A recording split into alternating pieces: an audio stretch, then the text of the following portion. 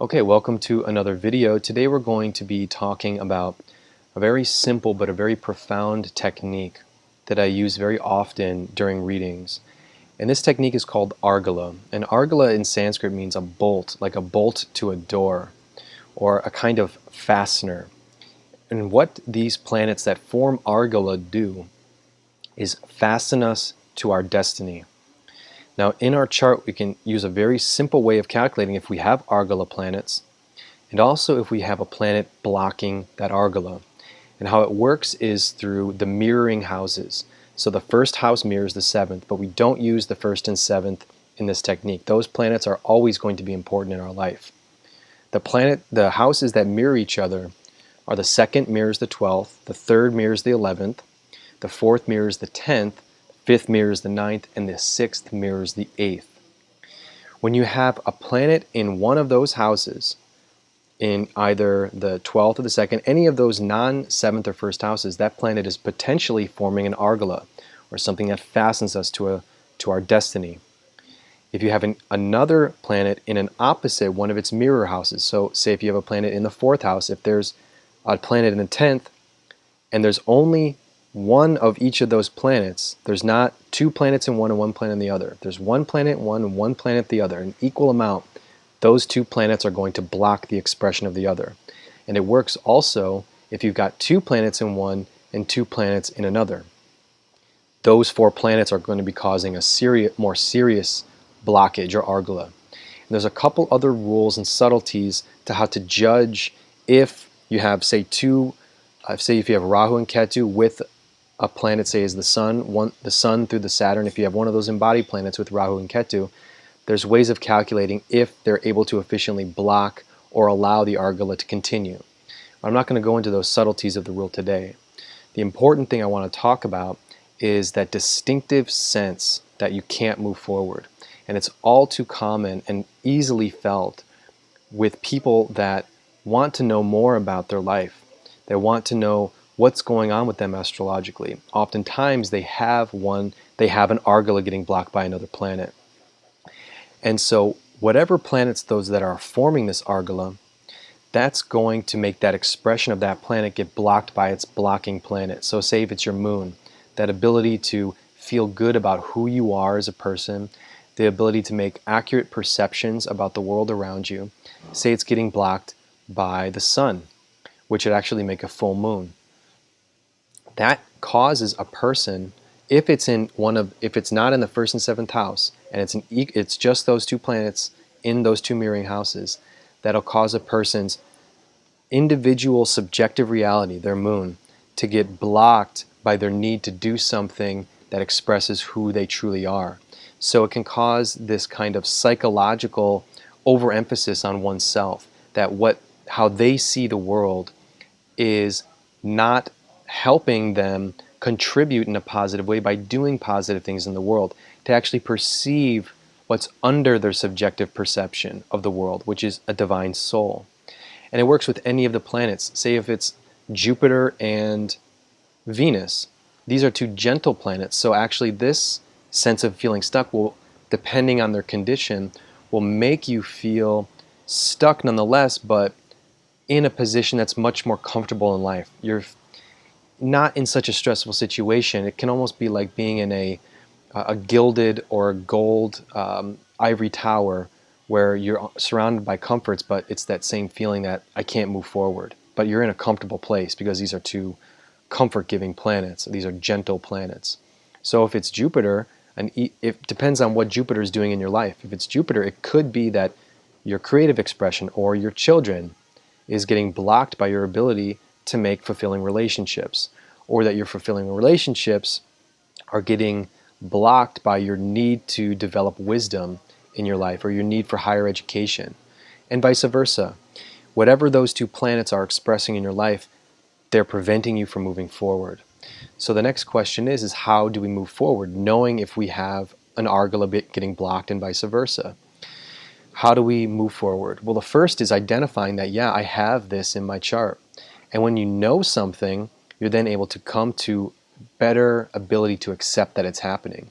Because when you see it happening in your chart, you say, wow, I'm destined to feel this sensation of being stuck. Why am I feeling, why is my destiny telling me that I need, why is my destiny giving this sensation of being stuck? Well, there's a process by which we overcome it. First is identifying it. Second, we see what planets are causing it, and to see that in order to get out of that feeling of stuck, we need to go into the subtler layers of how we express that planet and understand that planet to a more profound level, in order to see and pick apart and deconstruct what part of that planet is making me feel stuck, and how do I then heal that planet so that the other planet can then be worked with much more efficiency and more fulfilling way. So we have to then work with those planets individually to see where they're causing us to get stuck. But this feeling of being bonded, in bondage, like tied up, it's materially, it's not just mentally. Like our material situations are actually we're going to feel this in our material life. So there's a lot of work that needs to be done. But the other most important point is that when we feel stuck in life, that we're not moving forward, the part of us, the spiritual part of us, that exists beyond our material life. So material life, we're feeling like we can't get ahead. There is no such thing as being stuck spiritually. There's only moving forward and moving behind, or becoming less spiritual or more spiritual.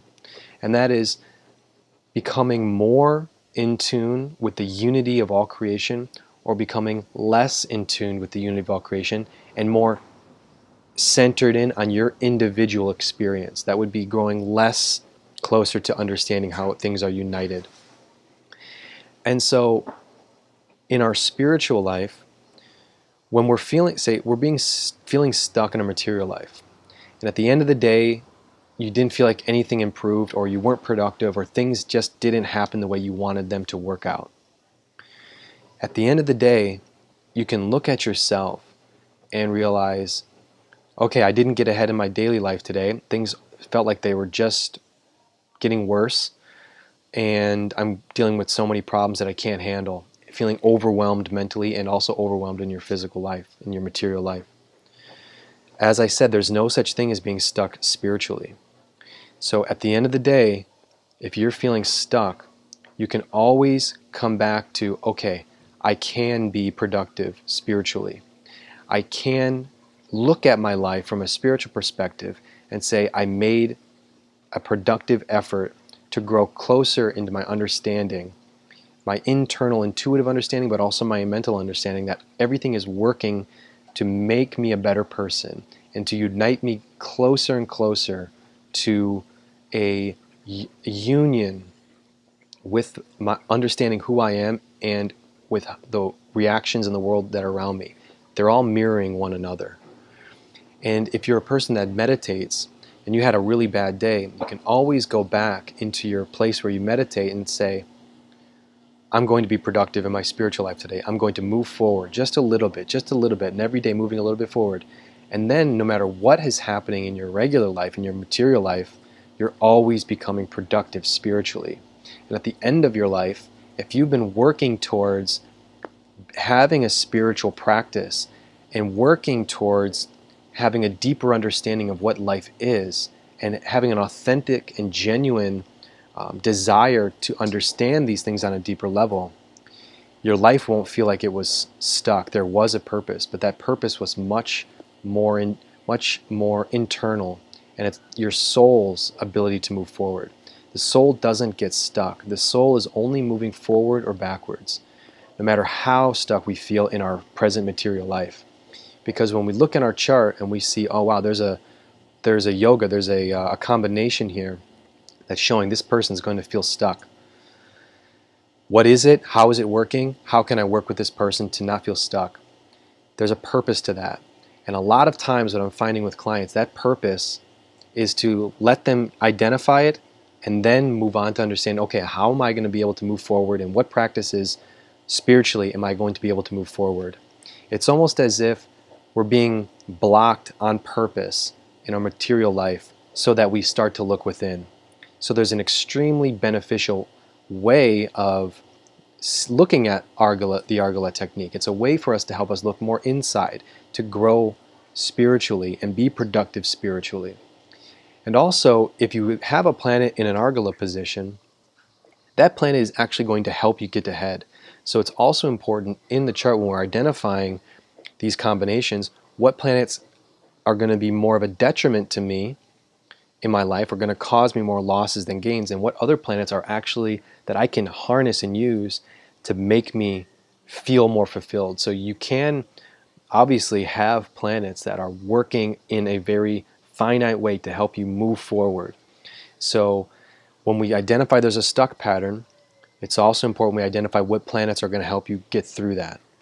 So that was just a brief video talking about this really simple but profound technique. But get in contact with me if you want to do a reading, and we can work through how to identify if you have Argalas in your chart, if the Argalas are being blocked by another. Say if you have a fastening planet that's fastening to your destiny, if it's getting blocked by another, how to work through that blockage.